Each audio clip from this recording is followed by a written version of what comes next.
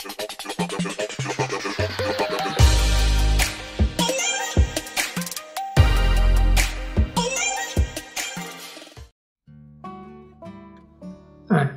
namanya cultural posthumanisme, ada philosophical posthumanism, ada post-human condition, ada post-human transhumanism, ada AI. Jadi ada AI, artificial intelligence, takeover. AI take over voluntary human extinction. Nah, ini isu-isu dalam kajian posthumanisme. Jadi ada cultural posthumanisme. Ini isinya biasanya mengkritik asumsi-asumsi, pandangan-pandangan tentang manusia dan kemanusiaan. Jadi biasanya menghubungkan dengan kondisi-kondisi peradaban terkini, misalnya perkembangan sains teknologi terkini, yang ini menggeser asumsi-asumsi kita tentang manusia dan kemanusiaan. Contohnya misalnya adanya pandemi ini, terus yang kemarin itu kita mengidealkan manusia itu ya harus intim, saling berinteraksi, tidak hanya berinteraksi lewat media sosial. Tapi kemudian ada pandemi.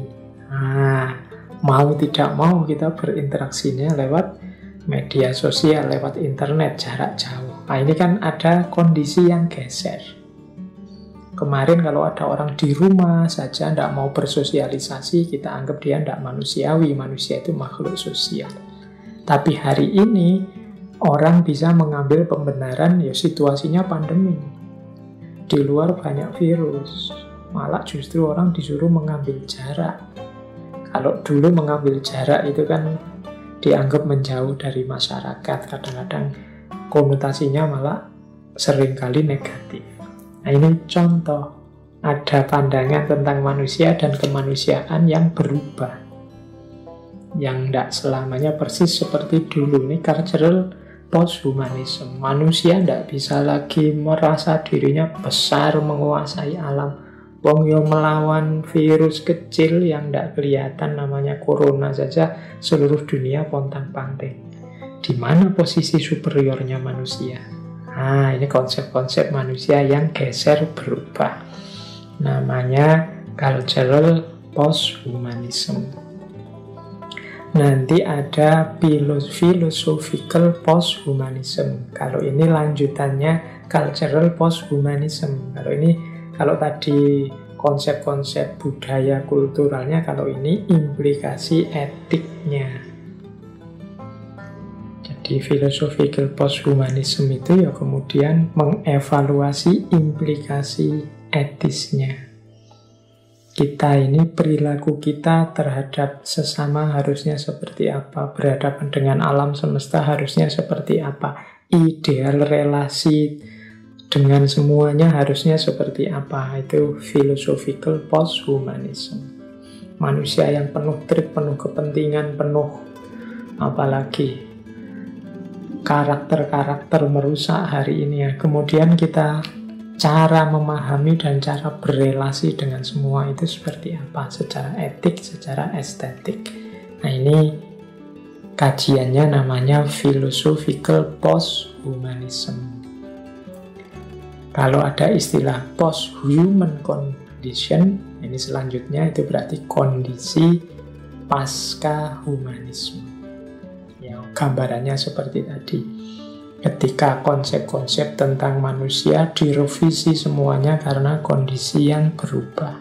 Mana baik, mana buruk kan mulai berubah semuanya. Ini namanya post-human condition. Kondisi post-humanisme atau konsep humanisme lama sudah tidak laku lagi. Kita butuh konsep humanisme yang baru. Kemudian ada juga istilah transhumanisme. Kalau ini transhumanisme ini upaya untuk mengatasi kekurangan-kekurangan, kelemahan-kelemahan manusia melalui sains dan teknologi, sehingga muncul varian-varian baru dalam hidup ini yang bisa membantu manusia mengatasi kelemahan dan kekurangannya. Ini namanya transhuman. Transhuman itu melintasi, melampaui manusia. Jadi misalnya manusia dengan HP-nya bisa berkomunikasi meskipun jaraknya sangat jauh, tidak terjangkau. Kita ngobrol dengan teman kita di luar negeri, tidak pakai alat kan tidak bisa. Tapi sekarang bisa.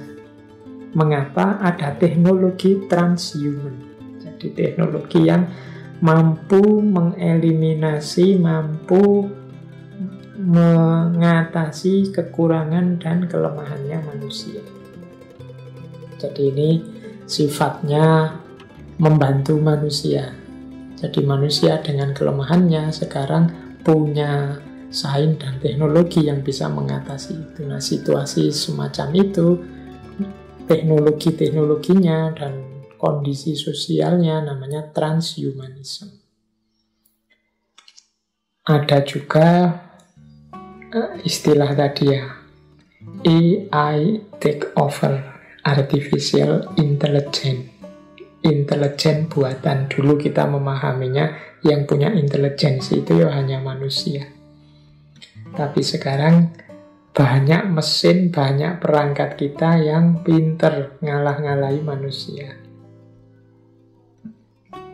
Jadi saya tidak perlu jelasin betapa canggihnya dunia teknologi informasi, betapa canggihnya dunia digital kita hari ini, sehingga banyak hal yang kita tidak mampu, banyak hal yang kita tidak ngatasi sekarang diambil alih oleh mesin yang sifatnya artificial intelligence, sifatnya artifisial. Dia pinter. Jadi pinter dalam arti dia bisa mengambil alih kebutuhan dan pekerjaan manusia yang selama ini membutuhkan intelijensi. Dia juga sudah bisa mengambil keputusan secara intelijen. Jadi misalnya macam-macam lah ya, AI takeover ini macam-macam, banyak dalam hidup kita. Misalnya robot-robot, misalnya pabrik-pabrik, misalnya sekarang kita ngetik saja kan tinggal ngomong, ketikannya keluar. Kalau keliru diingatkan. Kalau sekarang anak-anak itu belajarnya di rumah, pendamping utamanya artificial intelligence ini, Google. Kalau ada apa-apa tanya ke HP-nya, tanya ke laptopnya. Jadi peran-peran guru sekarang dimainkan oleh mesin. Nah, ini namanya artificial intelligence takeover, diambil alih oleh mesin. Manusianya sendiri tidak mampu untuk mengatasi, mesin yang sekarang mengatasi. Ini kondisi transhuman yang sifatnya AI takeover. Bahkan ada istilah namanya voluntary human extinction. Ini juga kondisi masa depan post-human ketika mungkin manusia tidak dipakai lagi dalam peradaban. Segala peran, fungsi, dan posisinya diatasi oleh mesin-mesin, diatasi oleh teknologi. Ini manusia seperti punah, perannya tidak kelihatan. Nah, ini juga bayangan-bayangan ketika teknologi, ketika mesin, dan segala macam peran manusia sudah di take over oleh produk ciptaannya manusia sendiri. Inilah yang dikenal sebagai nanti post-human condition, kondisi post-human. Yang ini bahkan membuat human extinction, punahnya manusia.